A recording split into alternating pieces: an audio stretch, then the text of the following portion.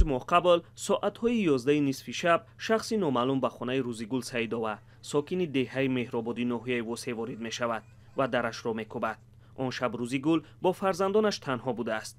همدهگان با دیدن ماشین بیگانه و شخص ناشناس به نزد خانه او می‌رسند. با شنیدن صداهای بلند روزیگل در را باز می‌کند و همسایه‌هایش را می‌بیند. ساعت 11 شب بود. ماشین شاورد همینجا مون. در منایه 3 بار کت کت کرد. ما برومیم که آواز داد همسایه را دیدیم، در ترکی ندیدیمش دیگه. در صف پیش این حادثه احمد مجیدین زاده قرار داشت. او که همان شب به خانه‌اش برمیگشت شخص ناشناسی را در خانه همسایه می‌بیند و با چند همدیهای دیگر برای بیرون کردن او می‌رود. او اینچنین به ناظر منطقوی زنگ می‌زند تا شخص نامعلوم را معین کند. اما قضیه رنگ دیگر می‌گیرد. احمدزاده مهردین اومد زنگ زد، مقصد اکا دودر وارثانی را گلبزور میگن سوزالی دودر سوزالی بچه بزرگ 4 نفرم را برومان خلق دما برومشتیم که درومان هم خیر ماشین رو پاره ماشین ما موندن فروم من ماشین که دیگه اس بی اس نکرد 4 کس ما را زن نکرد.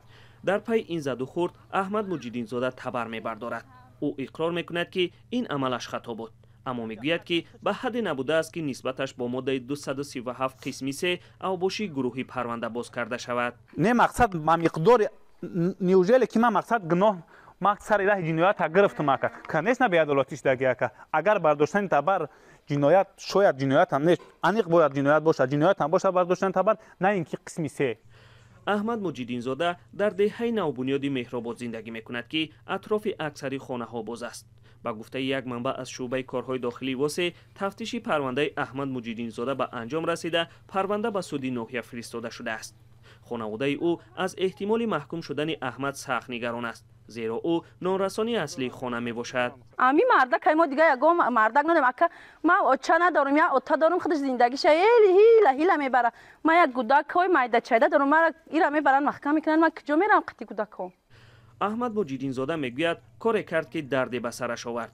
او خانواده برادران سبزعلی رحیموف را گناهکاری اصلی قضیه می‌یابد.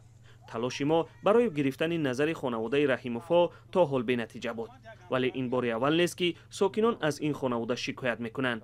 چند پیش عبدالکریم دولتبکوف 43 ساله نیز گفته بود که از جانب همین خانواده لطوکوب شده دستش شکسته است.